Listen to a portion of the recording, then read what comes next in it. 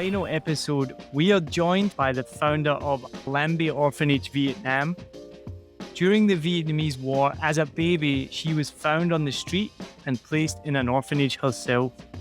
She's half Vietnamese and half black, with an American soldier father. She was then adopted, which unfortunately wasn't as happy as hoped. Despite this difficult upbringing, she started a very successful beauty business. But she sold all of her possessions to fund the Allambie Orphanage here in Vietnam. I'm excited to share today the story of my guest, Suzanne Thi Hien Hook. Yeah, Allambie Orphanage. A lot of people ask me, was it something that I'd always wanted to do? And the answer, truthfully, is no. I fell in love with Vietnam. She was 16 at the time, and she was like, I just want to go to school. And I want to go to college. And she said, so, nobody loves me, nobody cares about me. She asked me, can you not stay? Or can I come and live with you? And I suddenly realised that actually what I wanted to do was actually give this girl some hope. And I decided there and then to actually open up my own orphanage. It is episode 10, season 7 of 7 Million Bikes of Vietnam podcast. Thank you for joining us today. For this final episode, we are joined by the founder of Allambie Orphanage, Vietnam. During the Vietnamese War, as a baby, she was found on the street and placed in an orphanage herself. She's a Mer Asian, which is half Vietnamese and half black, with an American soldier father. She was then adopted into a white English family, which unfortunately wasn't as happy as hoped. Despite this difficult upbringing, she became a trained chef, gained a business degree, and started a very successful beauty business. But she sold all of her possessions, including a £500,000 home and sports car, to fund the Allambie Orphanage here in Vietnam. I'm excited to share today the story of my guest, Suzanne Thi Hien Hook. Thank you for joining us today. Thank you for having me. Let's talk about Allambie Orphanage then. Tell us more about the orphanage that you started here. Yeah, Allambie Orphanage. A lot of people ask me, was it something that I'd always wanted to do? And the answer, truthfully, is no. It wasn't on my radar. I was married. And really, it all came about because in 2006, I actually went back to Vietnam for the first time to see my country. And I went for just a 2-week holiday. And I fell in love with Vietnam. But obviously, when you only go there for a holiday, you only see the best parts. And so I decided to actually go back out there by myself with the blessing of my husband, who stayed back in the UK. So after the 2-week holiday, I then went back 3 months later, and I actually spent a year in 2007 in Vietnam. And I did a TEFL course and taught English. But in between my spare time, I worked at 2 orphanages. So I worked at a government run and a private one. And I realised that there are so many children still being abandoned. And I think the first time I walked into an orphanage, it was like somebody had smacked me in the face, because it's a sudden reality that, oh my God, this was me all those years ago in the war. Just, seeing these kids in an orphanage just sitting on the floor looking blank, just staring at the walls, not being motivated. And yeah, it was a wake-up call, and it made me realise just how lucky I was. And then for the next couple of years, I kept in touch with the orphanages and would fly out, every year and spend a month with the kids. And then on my last visit, one of my last visits, which was in 2010, beginning of 2010, there was one child that I sort of got to know quite well. Her English wasn't that great, but, we kind of understood each other.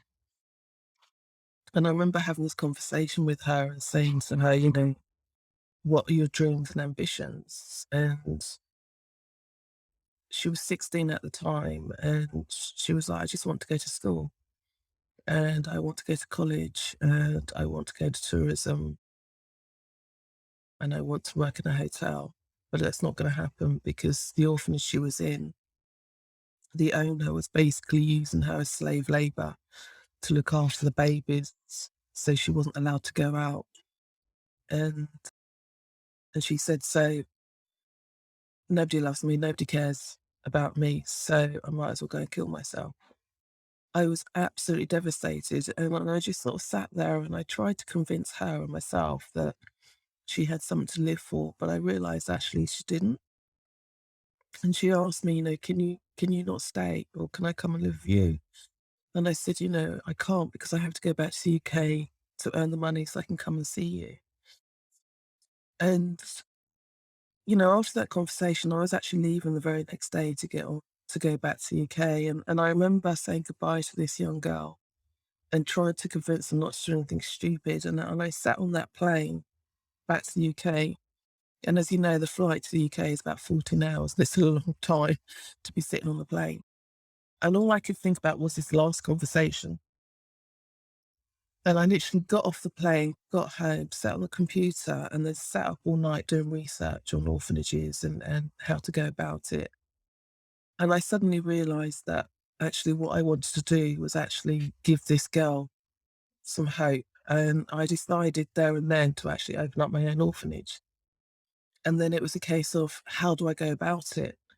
So me and my husband had already split up in 2009, and it was an amicable split. And I always say, there was three people in our marriage towards the end, and it was always me, my ex-husband, and Vietnam. Vietnam was the other mistress because I'd fallen in love with Vietnam. And after 2007, when I came back to the UK, I really struggled to go back to my old way of life. And there was always that pull to Vietnam, and I always knew at some point I'd go back. I just didn't know what capacity. And so in 2009, I made the actual decision to actually walk away from my marriage.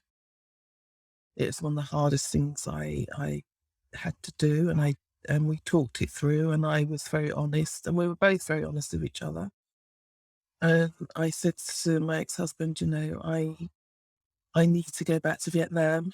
I want to go back to Vietnam. I don't know as what I'm going to do, but I don't want to have to choose between you and Vietnam. I don't want to get to the point where I start to get resentful. And so I told him I wasn't happy. And so, we're very open and honest, and we both decided to walk away from each other. But it was still very important that we remain friends, which we have done. So as I'm sitting there, into beginning of 2010, doing my research, I decided that I wanted to open up my own orphanage. And I could have done it a couple of ways. I could have gone down the NGO route, uh, or I could have gone down the company route and got a corporate company to sponsor me. But actually, I decided if I'm going to do this, I'm going to do this by myself the way I want to do it. And so the only way to do that was to actually fund it myself. So I remember phoning my ex-husband and asked him to come round because I was still living in the marital home. He came round and I sat him down and I said, look, I've just come back from Vietnam. And he was like, yeah, yeah, how was the trip? And I said, yeah, it was great, blah, blah. And I said, but I've decided I know what I want to do with my life now. And he said, what's that? And I said, I want to open up my own orphanage. And I've decided I'm going to fund it myself. And so I need to sell the house. And he was just like, uh, okay, all right. And he's like, if that's what you want to do, let's do it. And that was what my relationship with my ex-husband was like. We were very much still together, in, as in supporting each other. And so we literally, for about a month, we researched everything. I decided to sell the house and the home and the car. So put that on sale. And then I literally flew back to Vietnam 4 weeks later just to see this little girl. And And I told her what I was doing. I said, look, I'm actually going to come back for you. Give me 6 months. I still give myself a deadline. 6 months, I'll be back out. I'm going to get you removed from the orphanage now.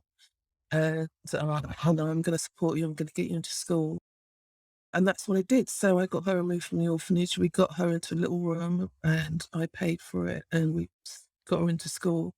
I then flew back to England, and then literally those 6 months were just a mad 6 months because it was like having to get a website up and running. I've got no idea how to do a website. So I literally just went on Facebook, on my Facebook page, and I said, does anybody know how to do a website? This is what I'm doing.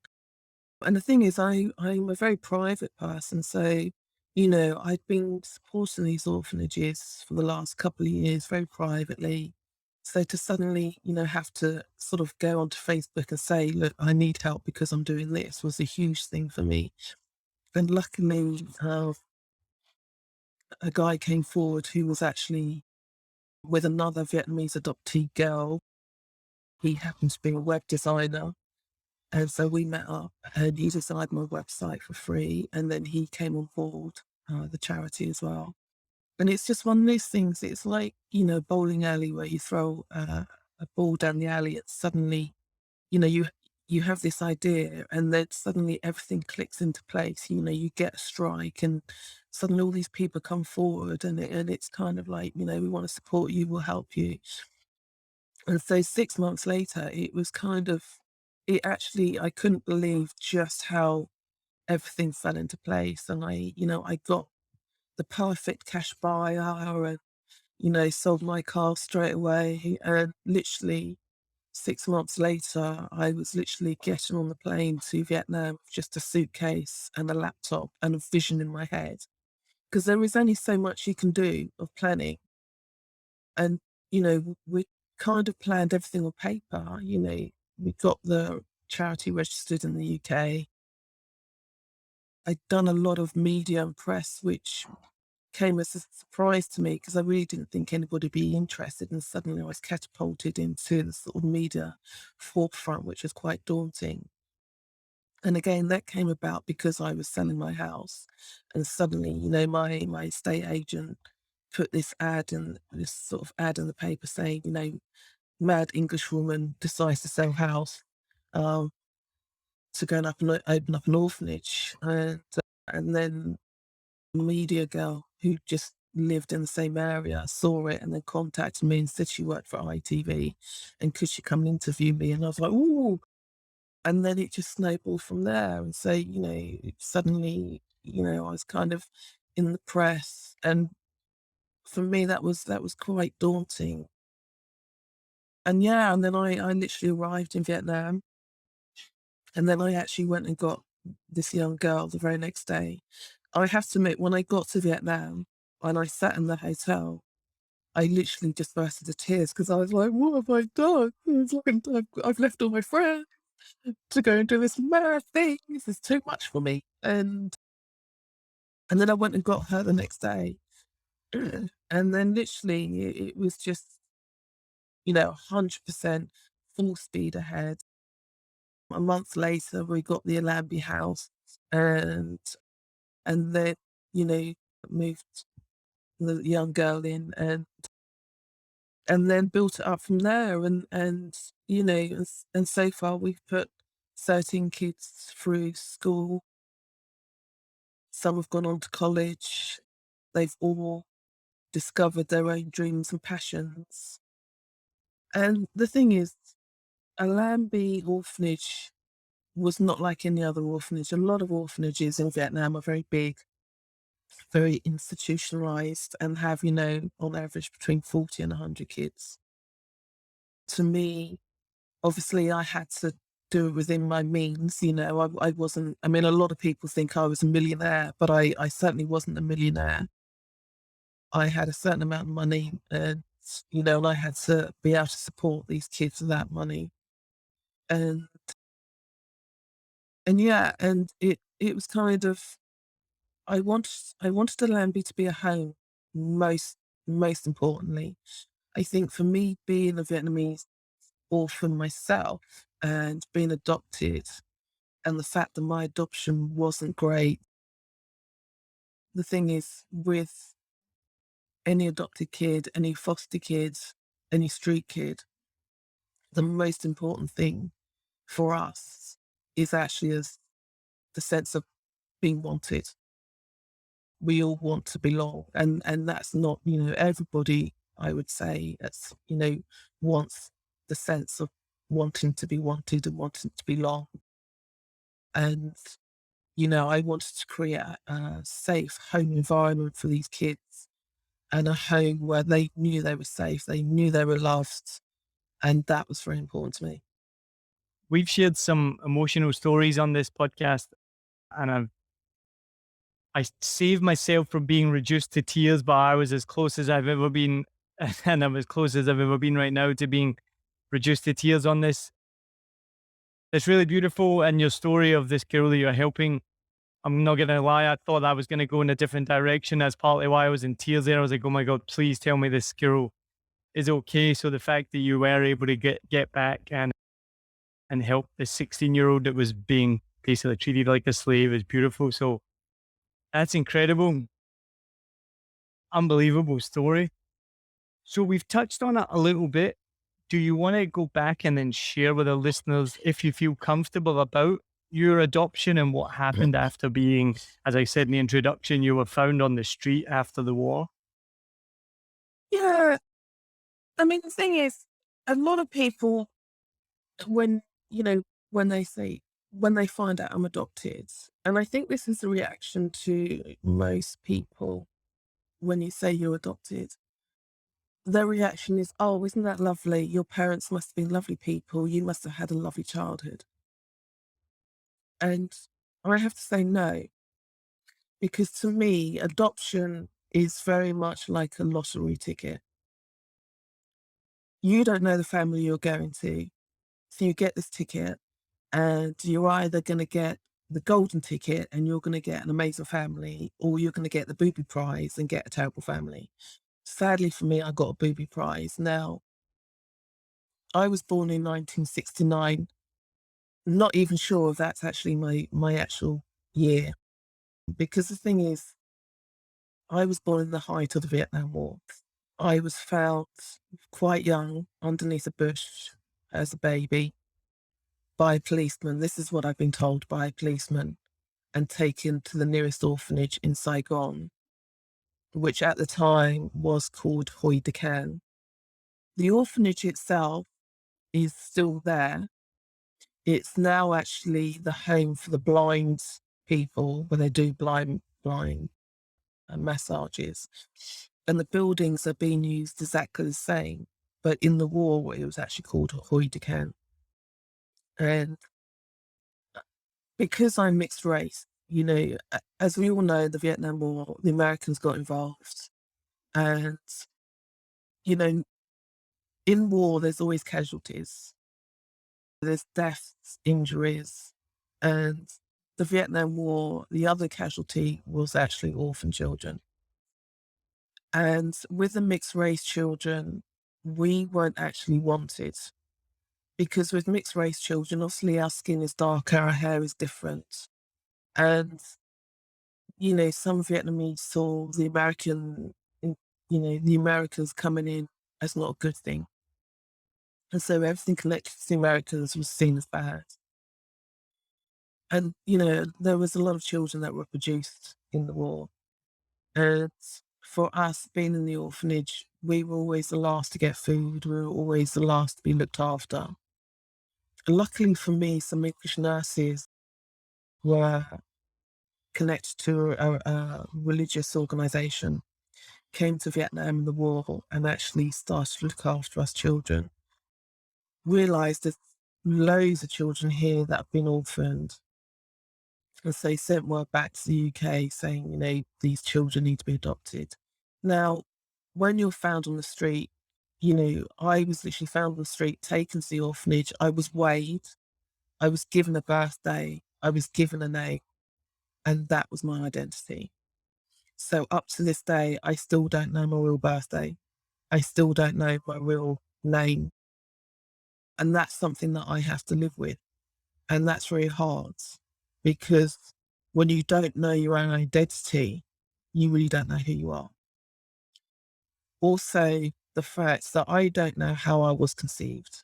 You know, I was either conceived by love from a Vietnamese woman to an American soldier. My mother was either a prostitute and got pregnant, or my mother was raped. And those are the three scenarios. And I'm being very brutal here because I have to be. I have to be very realistic with me and my background. And so that's something I've had to live with. So when I got adopted, it became very big news in the UK. And to my adopted parents were linked to this religious organization. So they came forward and said they want to adopt a Vietnamese girl. It all went through, took a couple of years. So I actually arrived in the UK in 1972 at the age of 3. Now, I can't actually remember my arrival. I was in the newspapers because I was met at Gatwick Airport, so there's photographs. And again, the media interest. And growing up, my adoptive parents were both white. My dad is Irish and my mum's English, and they had 2 kids on their own. And then they adopted me. And then a year later, they actually adopted another Vietnamese baby from a different orphanage. But growing up, my parents were very religious, and I would say fanatical, to the point where they were, in my mind, religion was everything to them. And so growing up for me was very, very hard in a religious environment. My mum was very much in control of the house. And growing up, all my siblings turned to Christianity and became born again Christians. And for some reason, I didn't. I just, I just kind of rebelled against it, to the point where my mum in public would call me Suzanne, because that was the name that they had given me as my English name. At home, I was called the devil's child. And every time I was naughty, every time I upset her, it was literally, "You are the devil's child." And she would literally scream in my face, "Your real mother didn't want you. The Vietnamese nurses didn't want you. Grace, you're ugly. You're this, you're that. Nobody wanted you. We saved you. You should be grateful. You should thank us. And this is how you repay us." And that was literally my life until I left home at 18.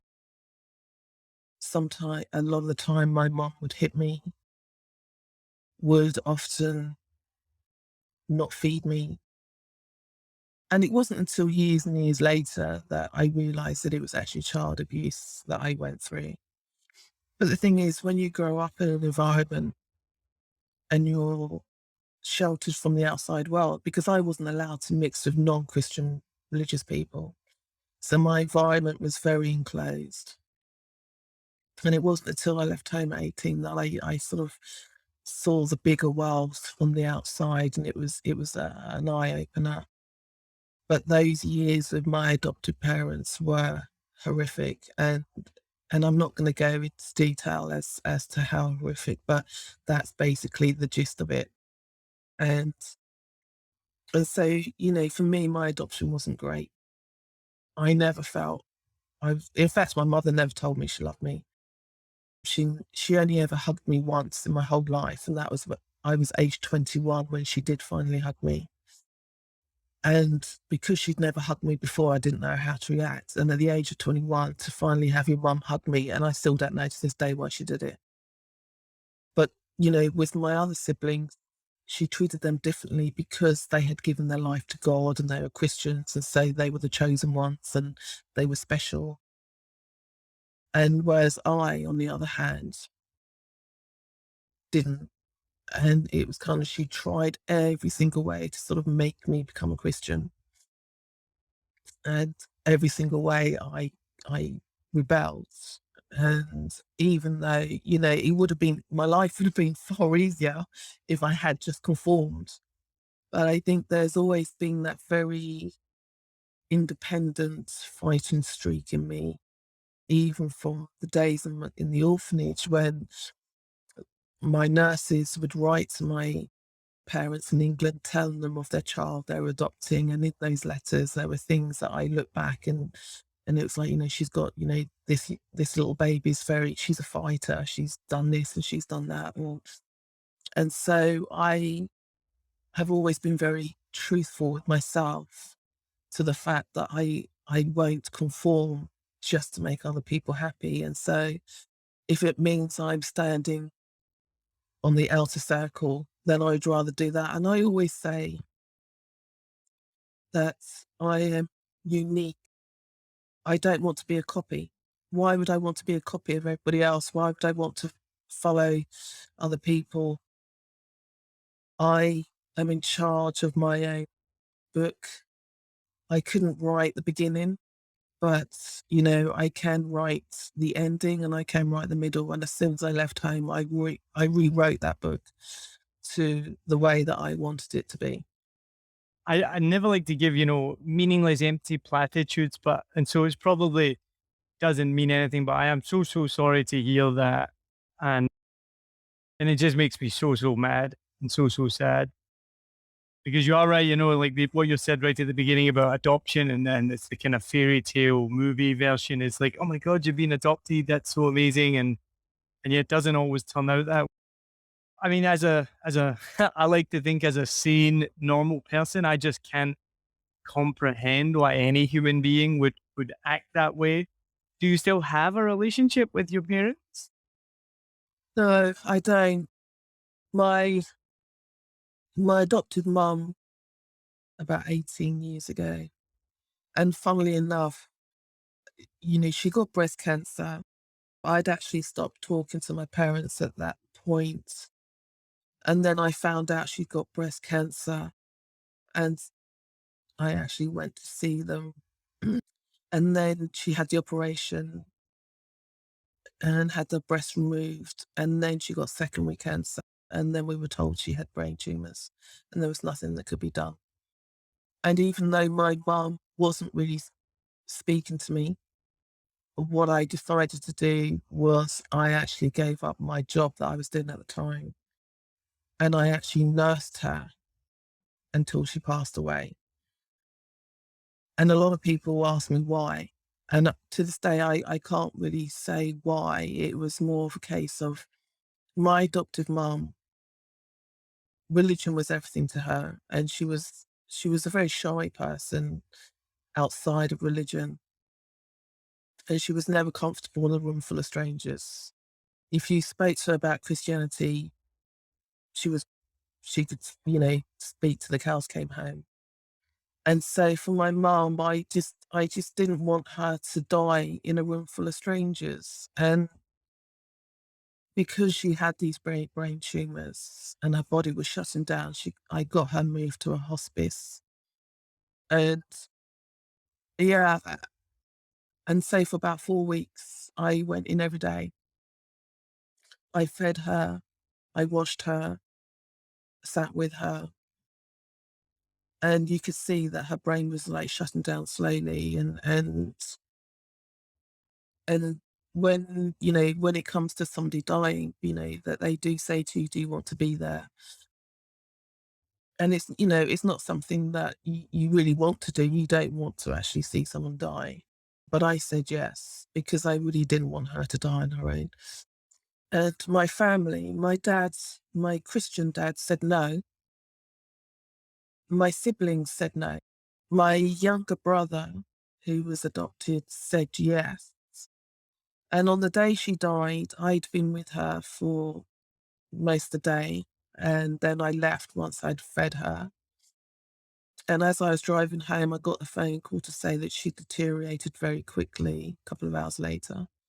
And so, they said I don't think she's going to make the night. So I actually drove back to the hospice and I stayed with her.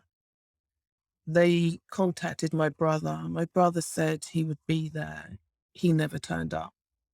And so at the end, it was literally me and my mum, and I sat there and I held her and I thought, how ironic is this?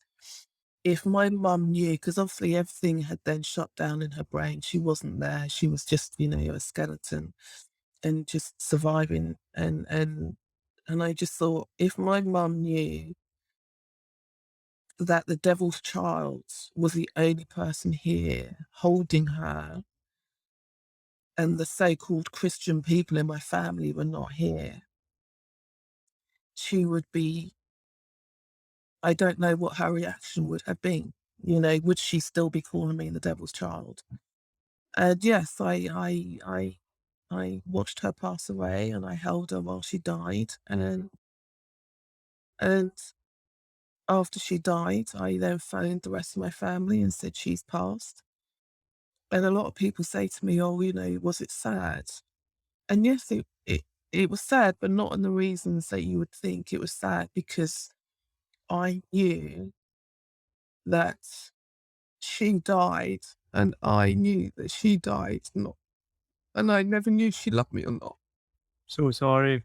Very obviously strong person, and it's incredible that you did that. As you said, everyone's question is why, so I won't ask you either. Uh, so were you able to make any sense of why she acted this way? Because to me, I can't understand it at all. No, I never have. I mean, after my mum died, I didn't speak to my adoptive parents, didn't speak to my dad, and didn't really speak to my brothers and sisters after that. At the funeral, a lot of people saying, "Oh, you must miss your mum," and I said, "No, I don't." I said because she was never the mum that I had wanted. She's not the mum that you envisage as a adopted child. As you say in the Hollywood films, like Annie and that, they go off and they find their parents and they live happily ever after. That didn't actually happen with me. And so I'm I'm always honest with people and say, no, I don't miss her. I feel very cheated at the fact that she was never the mum that I wanted her to be, that she should have been.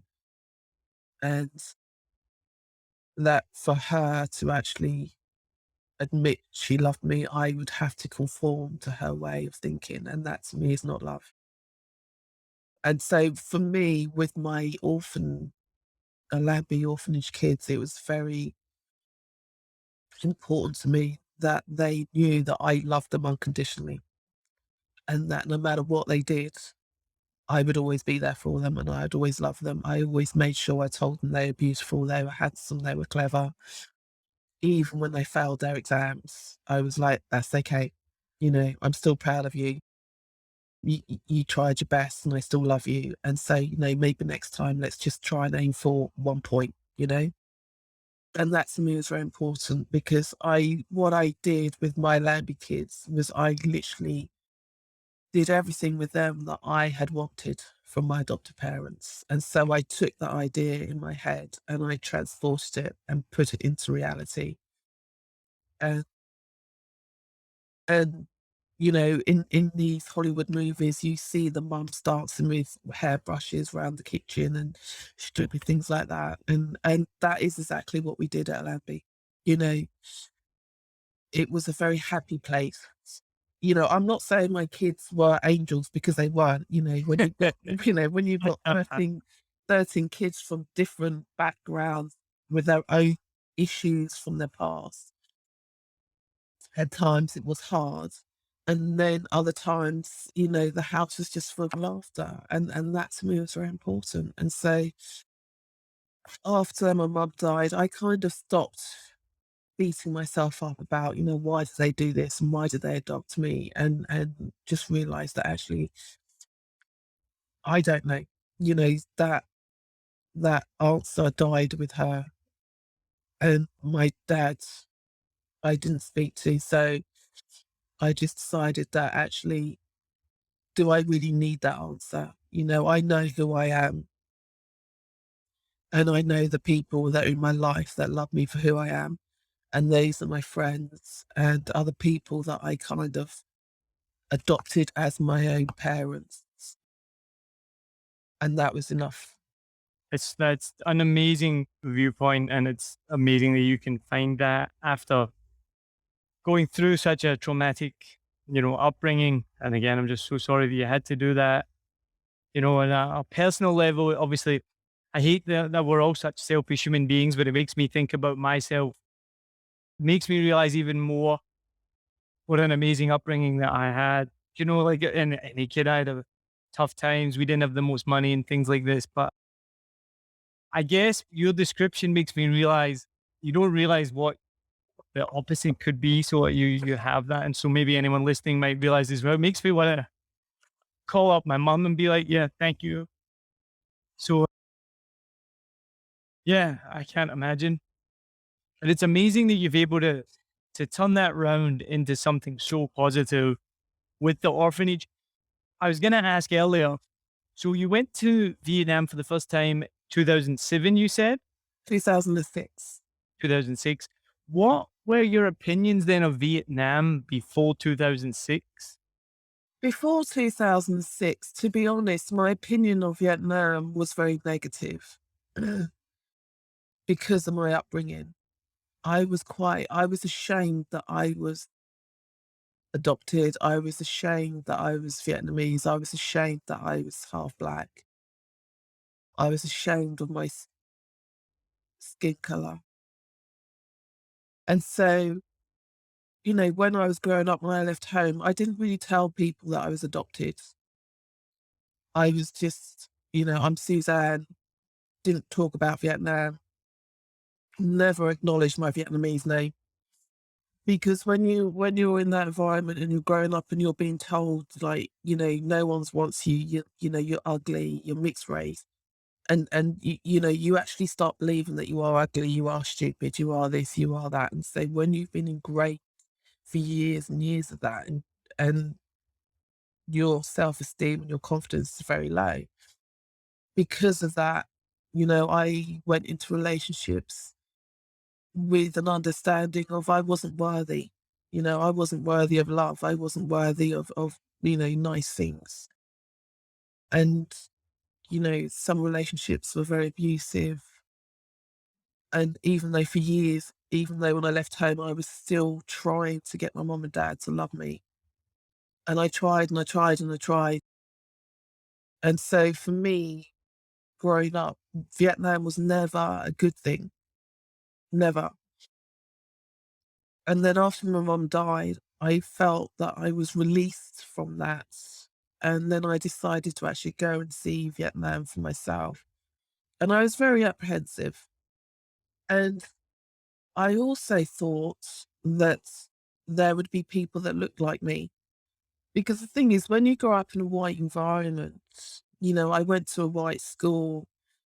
And in those days, it was like there was one Asian, one Chinese, one black, and it was very white dominated. My whole life, within the church was very white dominated. And so I grew up with a very confused identity because I didn't know if I was, what do I call myself? Because I'm not white. And it was quite obvious I was different from my adoptive parents and family. And I'm not Asian looking, but I'm also not black looking. And so I didn't know what to call myself. And so when I went to Vietnam for the first time, I assumed that I'd get off the plane and there'd be loads of people that looked like me and I would finally feel that I belonged somewhere.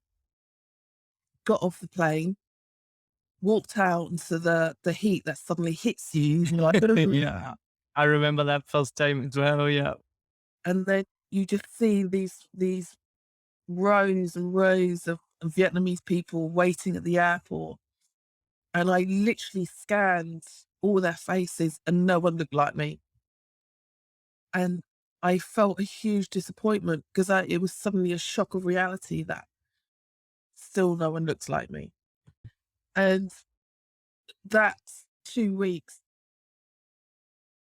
it was an emotional journey because I actually went and visited my old orphanage, which was called Allambie.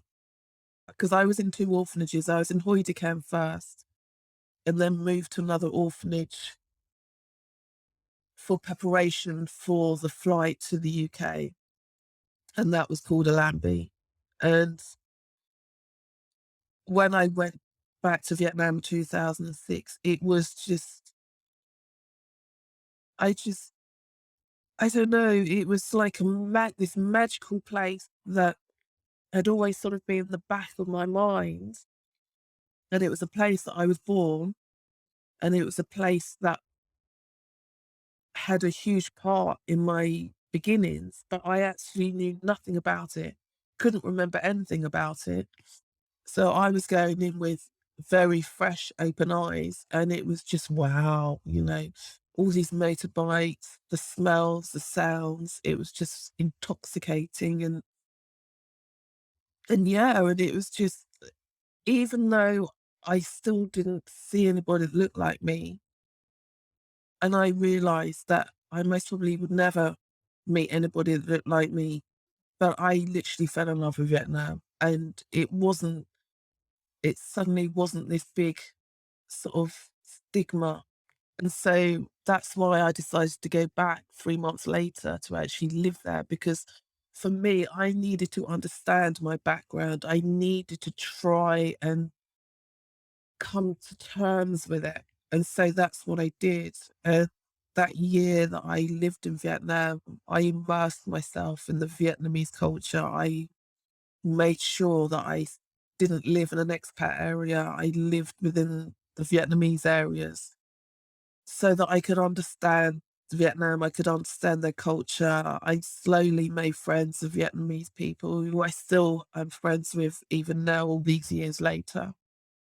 And I can honestly say that year I went on an emotional roller coaster of feelings, of discovery of myself.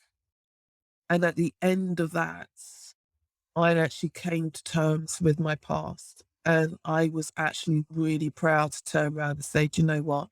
My name is Suzanne Thi Hien Hook. I'm half Vietnamese and I'm half Black American. This is who I am. Take it or leave it. And yeah, it was, so for me, that, going back in 2006 was the beginning of my journey, which then led me to this young girl, which then led me to open up the orphanage. So, things happen for a reason. You don't know at the time why these things happen, but my mum died. It gave me the release to go back to my country. And I am very proud to say that I am Vietnamese. And people say to me, do you class yourself as Vietnamese or do you class yourself as Black? I class myself as Vietnamese because that's where I was born. I acknowledge I am Black. My dad, they say, is a Black American soldier. So I, I'm a little dolly mixture, as I say. You know, I, I'm lots of little things, and that's what makes me unique, because I am not like anybody else. I am not a copy, and I am proud to be that. For anyone who's watching on YouTube, and if you're listening to this, you won't be able to see the smile just beaming on my face, because this has been just emotional to listen to. And I knew some of this background, but to hear it from yourself has been emotional. But to hear you say there so proudly and so strongly, my name is Suzanne Thi Hien Hook, and accepting who you are, that's just amazing to listen to you say that and to hear the strength in that. And obviously to hear that it must have been such a cathartic experience to come here. And I'm glad that you've had that and you've been able to deal with it in that way. So yeah, that is just amazing. I could just hear the strength in your voice there saying that. So it's beautiful. And I love that you call it a dolly mix up or a dolly mixture, because a lot of our listeners are not from the UK, so they won't even know what a dolly mixture is. It's just a bag of candy made up of all sorts of different candy. But that is incredible that you've accepted that, and you can say that so proudly now. And my last question on that is, have you, with DNA, have you ever made any attempts to track down either your mother or father, or is that even possible? I don't know. I have tried. Yeah, I've done my DNA. I've done my DNA test with Ancestry. and other DNA sites. And it's, for Vietnamese adoptee, it's a very personal decision. And it's one that when I would say to people, when they're going to do it, be prepared, because it is a roller coaster of emotions. And for me, when I did it, for years, I thought about it, but then I was always too busy, and I was doing the orphanage, and as the orphanage was coming to an end, I decided, well, I'm in Vietnam, let's do this, because what I don't want to do is have to leave and then find out all these years later that my mom was actually there. So I did this DNA test, and a lot of people try to help me. And there was one point where I thought I'd found my mother in Vietnam, and then found out that actually this woman wasn't my mother, and I was completely and utterly crushed. I then also found I haven't quite found my American father. We're not 100% sure if the family that I have found is the family. But again, disappointment, and it's it's one of those things that I always say: when you go and do a DNA test, you are actually opening up Pandora's box. And when you open up Pandora's box, you have to deal with the consequences of that. May that be good or bad. For me, the whole experience was exhausting. It was emotional. It had highs and lows. At the end, it just came as a big disappointment and a lot of heartbreak. And so after that, I then decided that actually I couldn't mentally cope with it, because I was so upset and heartbroken that I have decided to actually stop looking. I may go back to it in a couple of years when I feel that I can emotionally cope with it. But mentally, it does completely screw you up. So I would say to anybody who does a DNA test and wants to try and find their birth mother and birth father, make sure you have a really good support mechanism around you, which I didn't really have, because I had a couple of friends in Vietnam. But again, it's one of those things that they find they don't really understand. When you're adopted, they don't understand how important this is, because for yourself, like you know your birth mother, you know your birth father. They tell you stories of, oh, when you were younger, you did this. When you were, I don't have any of that. And so for me, it's like trying to do a jigsaw puzzle without the picture on the box. And you are just picking up pieces and trying to see if they fit. Sadly for me, none of the pieces fitted. And so I still have this box with no picture. And maybe one day when I'm strong enough and mentally I can cope with it, then I may go back to it. But right now, no. And so I just have to come to terms with the fact that I may never know my real parents. I may never find those answers. But for me, I have the people in my life that I call family. I have my Allambie kids. I have a good support mechanism, and that's all I need at the moment. And I'm happy with my life, and I don't need to find my birth mother or my birth father to say that I am Vietnamese. I don't need that. I know who I am. And my birth mother, for whatever reason, gave me up.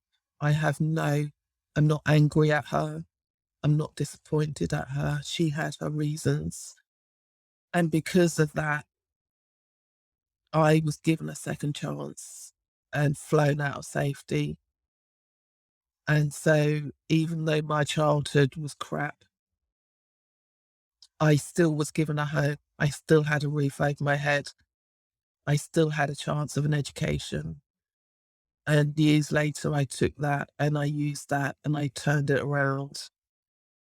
And so for that, I am grateful for my Vietnamese mother leaving me, because if she hadn't, I don't know where I would be.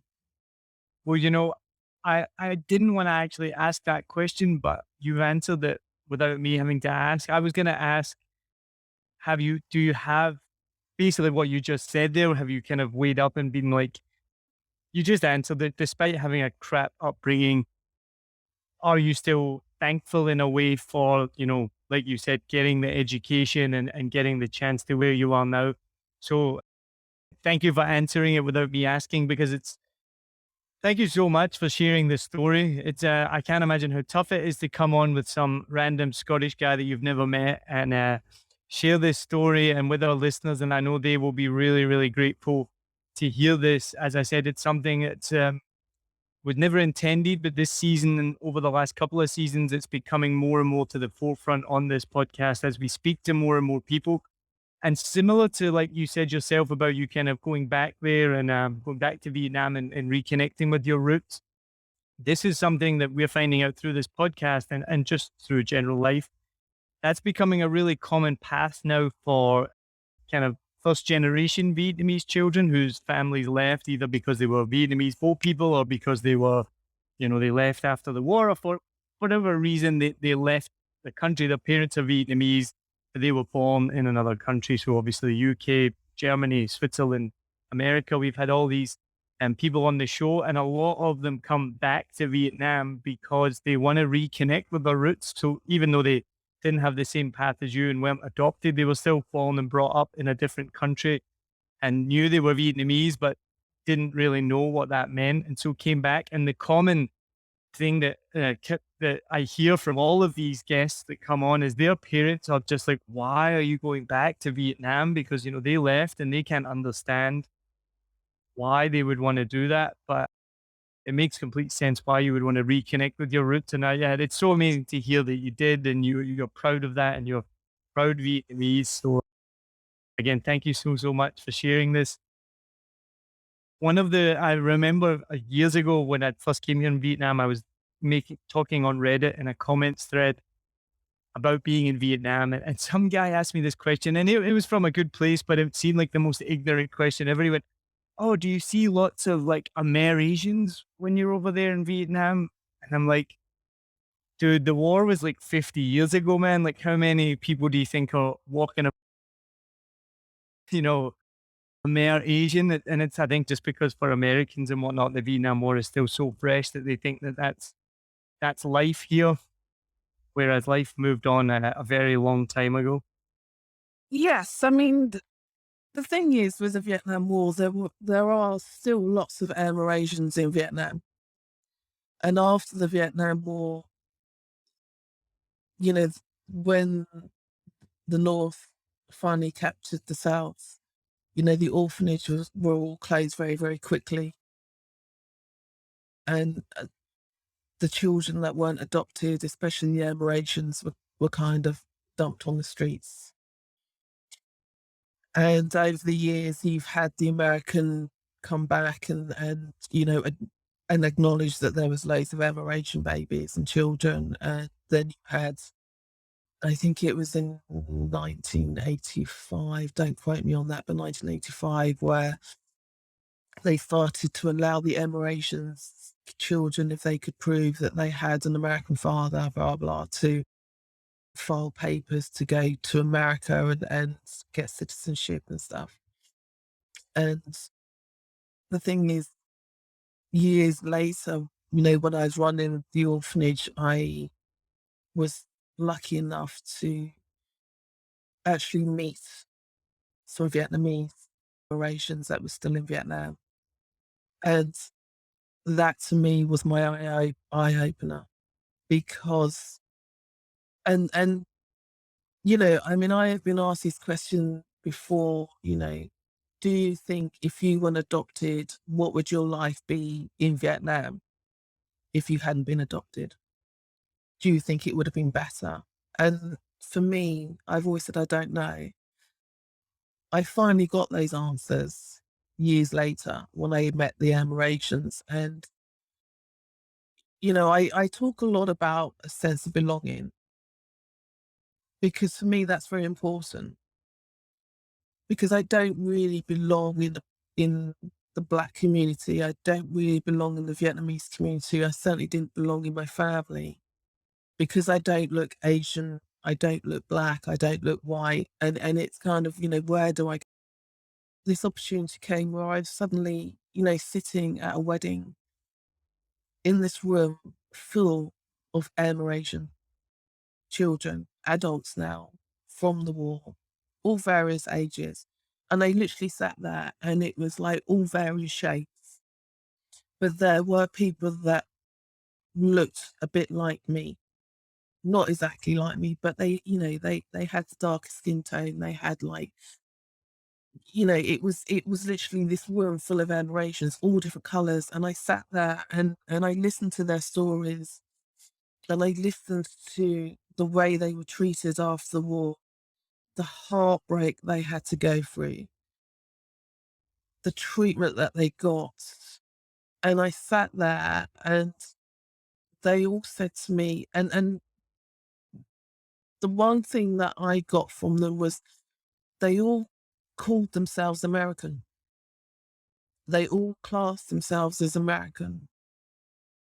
And they were saying to me, you're one of us, you're like us, you're Amerasian, welcome to the family. And I sat there and I literally was near to tears because I actually sat there and I thought, for years and years and years, I've wanted to meet another Amerasian, somebody that looked like me. And I finally did it. And I still didn't feel I belonged because I actually felt like I was an alien because I hadn't gone through their suffering.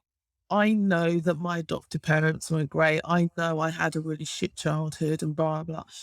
But when I listened to their stories, theirs was 10 times worse. And I sat there and I was just thinking, I'm not like you.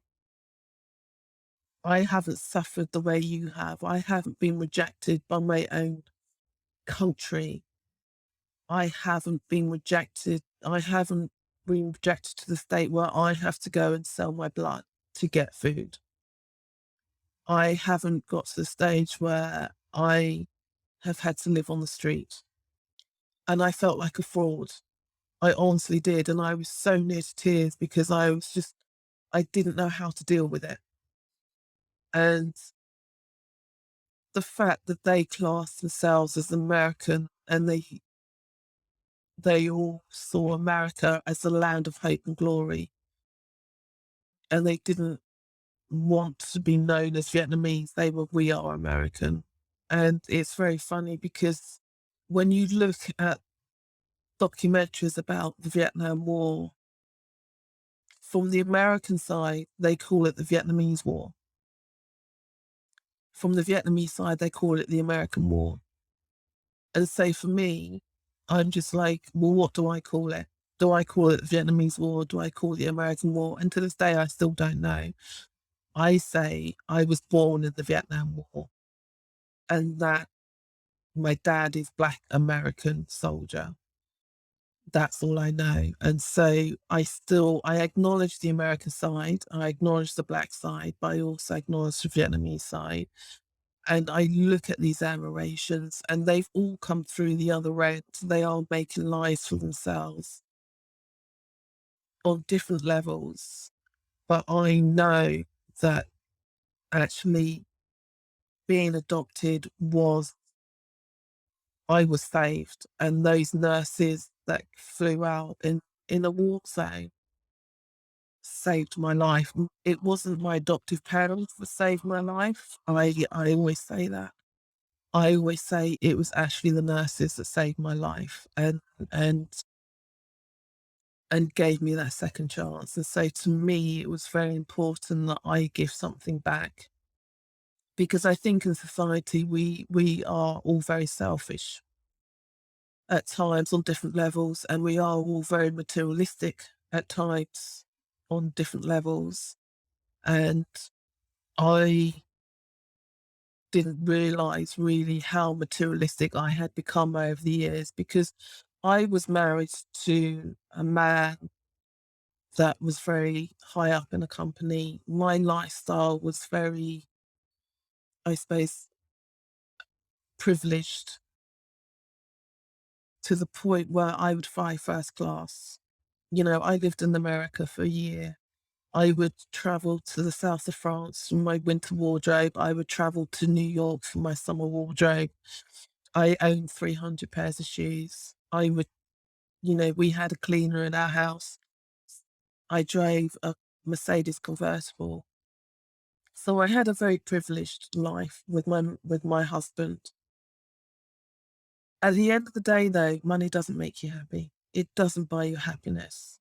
And for me, I realized I actually wasn't happy when I lived in Vietnam in 2007, and I realized actually all this money doesn't make you happy. I could die tomorrow, and what am I going to do with it? And so for me, after hearing and speaking to this young girl, I just decided, you know, there is nothing stopping me. I I have the chance to actually give this girl a second chance, like I was given a second chance. I just decided to do it in a very big way, I suppose. I'm one of these people, when I get an idea, I just jump straight to the deep end, and then it's either sink or swim. And so I literally jumped into the deep end and I gave everything up. And and believe me, it was the most liberating thing I've ever done. Believe me when I say, when you give everything up, it is actually quite liberating. And you realize that actually you don't need a big house. You don't need a flashy car. You don't need 300 pairs of shoes. Actually, all you need to do is just be true to yourself, and you will find happiness. And for me, getting that young girl and going onto this path of opening up my own orphanage, this young girl now is now a young woman. She's a very independent young lady. She works in one of the top hotels in tourism. She speaks fluent English and obviously Vietnamese. And she is happy. She's independent. She's a strong, independent woman. And all my kids have all grown up to be independent and strong. And they all speak English. They all have the English sense of humor. uh, and and they're all and I am just so proud of them, really proud of them. And they are true to themselves. And as I say to them, we can't do anything about our past, but you're in charge of the pen now, and you can change the future. And they have rewritten their stories, and they've rewritten their stories to the extent that they have found their passions, they have found that drives them. And I and Allambie, what we did was we literally just gave them that safe environment that they could explore that, and they could explore their own sexuality, and they could explore who they are as their own identities. We just gave them the tools, and they picked it up and they ran with it, and I am so proud of them. Incredible. Just absolutely incredible. Well, look, we'll finish up. And before we do, though, tell people listening, how can they support Allambie? What can they do to help? Where can they find more information? Allambie itself is actually closed. I actually had to close the orphanage down in 2018 and came back to the UK in 2019, sadly, because of my health. Even though Allambie is closed, we still support other orphanages. And I have friends out in Vietnam who help other orphanages, and they do quiz nights where, anybody can go to these nights, and there's prizes, and the money that is raised is then dished out to other orphanages. I have a very good friend called Matt Ryan who actually runs a fish and chip shop called Union Jacks. And We know we know Matt Ryan well. He yeah, up on this podcast often. and he does a lot for charity. And so if you want to support other charities, there are lots of orphanages out there, and smaller orphanages.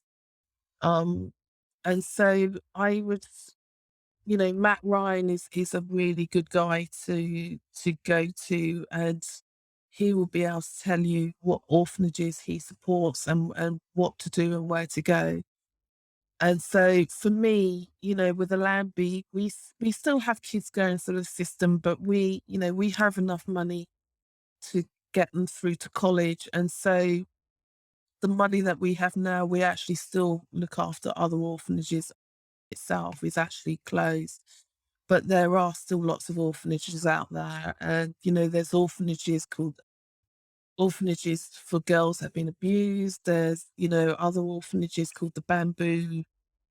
Yeah. Yeah. So I didn't actually tell you. So my career is in charity and fundraising, and that's what I did for a few years here in Saigon. I worked for a school where we did the kind of charity program for the school. So I've worked with many of these organizations. So there's Green Bamboo, there's Little Rose in D7. Maison Chance is an amazing one that helps people with disabilities. And I didn't even tell you, so this season of the podcast is actually, we gifted sponsorship to Blue Dragon Children's Foundation in Hanoi and Saigon Children's Charity in Saigon, obviously. So this whole season, they've been on the front cover of all the artwork. There's a shout out to them at the beginning and the middle of the podcast as well. We'll give another one to them now. And the links are actually in the notes. So if anyone wants to donate to Saigon Children's Charity or Blue Dragon Children's Foundation, please do that, or any one of these amazing organizations that Suzanne and myself have just mentioned. One of the most amazing things happened a couple of weeks ago, Suzanne, you'll like this. I woke up, I had an email from the woman at Blue Dragon who I talk to often because we're big supporters of Blue Dragon. And she's like, Neil, somebody's just committed a monthly donation to Blue Dragon because they heard you talking about us on the podcast and heard the ad on the podcast. So even if there's only one person that's donated because of this sponsorship, then I'm so happy. So I hope you can donate more. I mean, yes. I mean, the thing is, a lot of people say, oh, I don't know if I can help. I don't know, if I'll make a difference.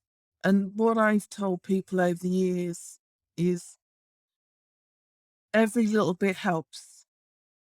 Literally, especially when you've got, running an orphanage, and you're putting the kids through school. As you know, in Vietnam, nothing is free. So we have to pay for the school fees. We have to pay for the books that they learn from. We have to pay for their pens, their paper, everything. And so, if somebody is going to donate, even if it's like 1 million Vietnam dong or 500 or $20, believe me when I say this, it goes a long way. It really does make a difference to these kids, because like 1 million dong will actually put a kid through school for a month. It will pay for their shoes. It will pay for their school books. $20 will help pay for their parking, their bicycles at school. And so when people say, I don't know if I can make a difference, believe me when I say this, for me, I have been very lucky with Allambie that I have met a lot of people that have donated, given up their time, and, even given up your time to go and visit these orphanages, spend an hour with these kids. It makes a huge difference because they're interacting with the outside world. They're hearing different accents. And the kids in these orphanages, it's very, very simple. All they want to do is go to school, get an education, better themselves and have a sense of belonging. Those are the three things that they want. And, with these orphanages, when they have these children, they do struggle. It is hard financially. And so when I ask people to really, if you can, donate to the links that you've put up, and it does make a difference. And that $20, that $1 million dong, that 500 Vietnam dong, it will make a difference. And I would also like to just say, to anyone that's listening that has helped my orphanage, Allambie, over the years. I could not have done it without you guys. I could not have done it without your support. And with your support and your help and your understanding and your love and the time that you gave us and the money that you gave us, I have been able to help 13 kids go through school, have an education, and come out the other end confident young people. And to that, I actually want to just say thank you. Thank you for taking that time. And you know, yes, I opened up the orphanage and yes, I set it up. But you know what? I didn't do it on my own. I did it with a lot of help from support in Vietnam, from around the world. And I really just want to say on behalf of me and my kids, thank you, because it was amazing. It was amazing 10 years, and I am so thankful for what we achieved doing that together. I can't think of a better time to finish. I'm not going to ask the final questions that I sent you because I think this is perfect to finish at this point. Thank you so, so much. I cannot thank you enough for finishing this season 7 of 7 Million Bikes, final episode 10, for sharing your story, for taking your time out of your day. I hope we can stay in touch and I hope we can raise some money. So again, listen to Suzanne, go in the links, look at you can donate directly, give whatever you can. So Suzanne, have an amazing day and thank you so, so much. Thank you for having me. It's been a pleasure. You're very welcome.